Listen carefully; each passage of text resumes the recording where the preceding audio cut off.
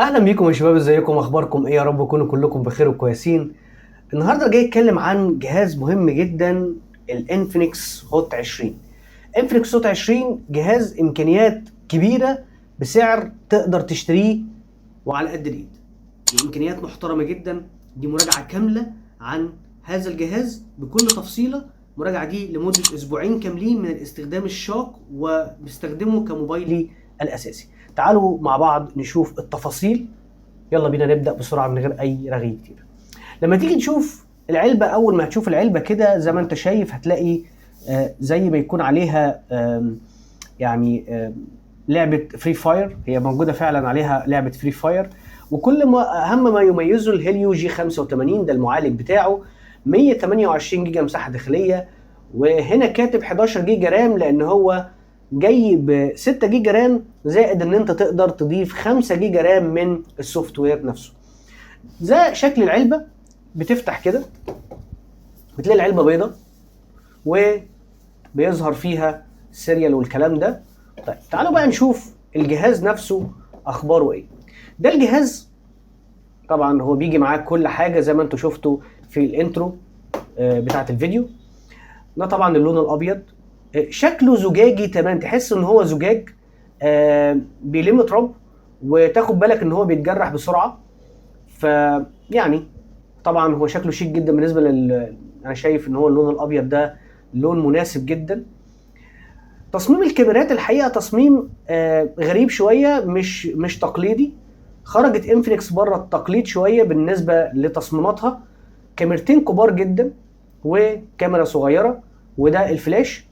وطبعا دي علامه انفينكس. طيب هنا في البصمه هنا طبعا المدرج فيها زرار الباور زي ما احنا عارفين، زرار خفض وتعليق الصوت. وهنا مفيش للاسف مايك عزل ضوضاء. الجنب هنا بياخد شريحتين وكارت ميموري. وهنا هتلاقي طبعا السماعه وتايب سي، المايك، ومنفذ ال 3.5 مللي. الشاشه الحقيقه شاشه ضخمه جدا، يعني شاشه عايزه حد من ايديه كبيره. يعني انت لو جيت شفت العلبه هنا هيقول لك ان هو الشاشه دي 90 هرتز و6 و82%. انت داخل في 7 انش، رقم كبير جدا. بيقول لك ان هو جيمنج تيربو والكلام ده، هنيجي نشوف الكلام ده بالتفصيل. طيب الشاشه الحقيقه اي بي اس ال سي دي 90 هرتز، شاشه محترمه جدا تحت اشعه الشمس، ما بتاثرش معاك في اي حاجه بالنسبه للبرايتنس. يعني انفينكس بتعرف تعمل كويس جدا جدا جدا شاشات بالنسبه للبرايتنس، مش الشاشه بشكل عام. انفينكس البرايتنس بتاعها تحت اشعه الشمس كويس جدا بالنسبه للمواصفات. 90 هرتز شاشه كويسه جدا، سلسه معاك، ما بتقابلش معاها اي مشاكل خالص في الاستخدام، خاصه بين التنقل بين التطبيقات في قمه من الروعه. طبعا انت عندك هنا طبعا الكاميرا الاساسيه الاماميه، اسف، دي 8 ميجا بكسل، والاساسيه هنا هتكون 50 ميجا بكسل. طبعا الجهاز ده بالنسبه للكاميرات بتاعته ده مش جهاز كاميرات، يعني بيطلع صور لطيفه الى حد ما، مش افضل حاجه، لكن لازم يكون في اضاءه معينه، اضاءه مثاليه عشان يقدر يطلع لك صور كويسه. طبعا هنا هو طبعا في كل اللي انت تتمناه بالنسبه للاوبشن كاميرا. يعني كاوبشن كاميرا انت لو جيت شفت هنا هو في كل حاجه تقريبا. في طبعا هنا الفيديو هنا بيصور لحد 2K. طبعا هنا في كل الاوضاع، في البورتري مود، في كل اللي انت محتاجه الحقيقه هتلاقيه في اوبشن الكاميرا، ما بيأثرش معاك كاوبشن.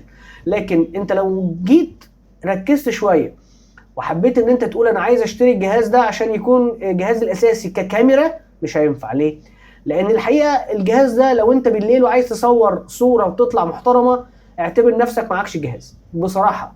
الجهاز ده اضاءته، التصوير بتاعه بالليل يعني سيء، لكن في النهار في اضاءه الشمس، في الاضاءه الكويسه، تقدر تطلع منه صور مقبوله، بورتريه محترم، مفيش اي مشاكل منه. فبالنسبه الجهاز ده مش كاميرات، الجهاز ده ايه بقى؟ الجهاز ده اداء. الجهاز ده الحقيقه ال6 رام مع الهيليو جي 80، هذا البروسيسور اللطيف اللي تقدر تعتمد عليه في كل مهام حياتك، زائد ان هو موفر للطاقه بشكل محترم جدا، تقدر تعتمد عليه. الحقيقه بالنسبه للجيمنج الجهاز ده الحقيقه كجيمنج محترم جدا. انا استخدمت عليه كول اوف ديوتي استخدمت عليه اسفلت، لا الجهاز محترم جدا. وحتى في كل ديوتي هو بيشتغل يعني هو الديفولت بتاعه، او لما انت تيجي تشغل لعبه بتلاقي ان اللعبه شغاله على لو، لكن هو ممكن يشتغل على ميديوم، والفريم ريت بتاعه ممكن يشتغل على الهاي. لكن انا مش بفضل ان انا ما تقلش على الجهاز، دي وجهه نظري يعني. طيب بالنسبه كاداء الجهاز، زي ما قلت لكم الاداء الجهاز مبهر مبهر مبهر. الجهاز الحقيقه ما فيهوش، انا مش شايف ان فيه غلطه كاداء صاروخي، ما تقدرش تقول عليه اي حاجه. في طبعا هنا هنا طبعا في كل الحاجات اللي انت ممكن محتاجها في الكنترول سنتر زي ما انت شايف، فمش هتقابلك اي مشاكل خالص بالنسبه لحاجه انت مش محتاجها. يعني مثلا هتلاقي فيه ان هو سمارت فيو، ما يساوي سمارت فيو سامسونج، يعني اللي هو تقدر توصل الجهاز بتاعك بالشاشه السمارت. فما فيش اي مشاكل خالص بالنسبه للامكانيات، يعني انت مش هتلاقي فيتشرز مش موجوده. تعالوا نشوف البصمه مع بعض كده. البصمه الحقيقه يعني زي ما انت شايف، بص، بصمه الحقيقه ما بتعلقش خالص، بصمه دقيقه تقدر تعتمد عليها بشكل محترم جدا. طيب الحاجات المهمه اللي لازم تكون عارفها، ان الجهاز ده لما بيجي يشغل ميوزك بيشتغل من السماعه لتحت والسماعه لفوق، يعني الجهاز ده ستيريو سبيكر، الجهاز ده ستيريو سبيكر، ودي من الحاجات المحترمه والمميزه الجهاز ده في سعره. احنا لسه ما جيناش لسعره لكن هنجيله دلوقتي. طيب البطاريه بتاعت الجهاز ده 5000 ملي امبير. من احد عيوب هذا الجهاز انه بيجي معاه الشاحن اللي انتوا شفتوه في بدايه الفيديو في الانترو، الشاحن ده 18 واط، بيشحن الجهاز ده في حوالي يعني ساعتين، وده رقم كبير. لكن في المقابل البطاريه بتقعد معاك مينيمم 9 ساعات 8 ساعات، يوم ما تكون انت يعني مبهدل الدنيا ويعني مهاين الجهاز ومش سايبه من ايدك. فالبطاريه الحقيقه تقدر تعتمد عليها ومش هتأثر معاك خالص خالص خالص. يعني انت لو راجل خلص البطاريه دي، بطاريه من اقوى البطاريات اللي انت ممكن تستخدمها في اي جهاز الحقيقه. لو جينا نشوف هنا ونشوف الباتر يوسج، هتلاقي ان الباتر يوسج هنا يعني هنا 6 ساعات و23 دقيقه ولسه الجهاز فيه 44%. فصباح الفل، انت بتتكلم في 9 ساعات مرتاح، اداء محترم جدا من البطاريه. انسى ان انت تكون بتشيل هم باور بانك او الكلام ده، مفيش الكلام ده. فالجهاز الحقيقه بالنسبه للاداء، بالنسبه للبطاريه، بالنسبه للتصميم، بالنسبه للحجم، الناس اللي بتحب الاجهزه الكبيره، بتتكلم داخل في 7 انش، محترم جدا خاصه في مشاهده المحتوى. قد ايه هتحس ان انت ماسك جهاز محترم. طيب عيوب الجهاز زي ما قلت لكم، الجهاز ده عيوبه ايه؟ عيوبه ان هو للاسف بيقعد في الشحن بتاع ساعتين او اكتر من ساعتين، وده من الحاجات اللي مش لطيفه، لكن بتعوض في البطاريه. الماتيريال بتاع الجهاز بلاستيك بالكامل. طبعا احنا هنعمل ايه؟ ده مش هقدر اقول عليه ان ده عيب بالنسبه للفئه السعريه، فيا دوبك يعني احنا كده تمام قوي. عيوب الجهاز الحقيقه الثانيه ان انت السوفت وير بتاعه اول ما هتمسك الجهاز، يعني انا بقول لك عيوبه بس هو مش عيب عشان بس تكون فاهم. انت اول ما هتطلع الجهاز من العلبه وهتبتدي ان انت تحمل عليه التطبيقات بتاعتك، انت هيكون هو في الخلفيه شغال بيعمل حاجه تانية. ايه بقى؟ بينزل 1 جيجا ابديت. ده هيخليك انت اول ما هتطلع الجهاز من العلبه وتشغل الجهاز وتحمل عليه تطبيقات، هتقول يا ريتني ما جبت الجهاز ده. ليه بقى؟ السخونه هنا بقى يعني على كيف كيفك. ليه؟ انت محمل على الجهاز بشكل قوي، انت بتعمل ابديت وفي نفس الوقت بتحمل ابلكيشن وعمال تسطب وعمال تظبط سيتنج وعمال تعمل حاجات، فهتلاقي سخونه هنا عاليه، او ممكن تلاقي بعض التقطيعات وهتحس ان هو معاك مش سلس في الاول. خد بالك ده في اول ايه، يعني في اول كام ساعه. اول ما يعمل الابديت بتاعه شويه وهيقول لك انا عندي ابديت تاني 500 ميجا، فال 500 ميجا دي هتظبط السوفت وير بطريقه، حاجه هتخلي السوفت وير ده طياره. فالحقيقه انفينكس عامله شغل عالي جدا في الجهاز ده. الجهاز ده يستحق الشراء بكل جداره.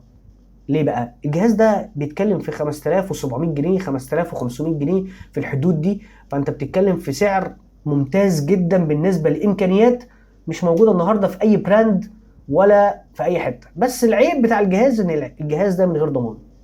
يعني انت بتدفع ال 5700 او ال 5000 ونص وانت للاسف مفيش ضمان في مصر. الضمان بتاعك بيكون ضمان المحل لو اداك يعني ضمان، فعشان كده انت لو هتشتري انا انصحك تشتري من مكان يعني بيديك فاتوره ضريبيه، عشان لو الجهاز فيه حاجه لمده شهر على الاقل تقدر ان انت ترجع الجهاز. لكن انت لو اشتريته من بره من غير ما يكون فيه اي فاتوره ضريبيه او اي حاجه زي كده، انت طبعا بالسلامه لبست فلوسك ولبست الجهاز. ده كل حاجه عن الجهاز. اتمنى ان انا قدرت اكون فدتكم، وهنعمل فيديو كبير جاي بيتكلم عن الخفايا والاسرار بتاعه الفيتشرز اللي موجوده في الجهاز ده، مليان الحقيقه اسرار. اتمنى ان انا قدرت اكون فدتكم. ما تنساش تعمل لايك للفيديو واشتراك في القناه وفعل زرار الجرس، ولو احتجت اي سؤال انا مستنيك تحت في الكومنتات، ان شاء الله هرد عليك في اقرب وقت. ان شاء الله اشوفكم الفيديو الجاي. تحياتي ليكم.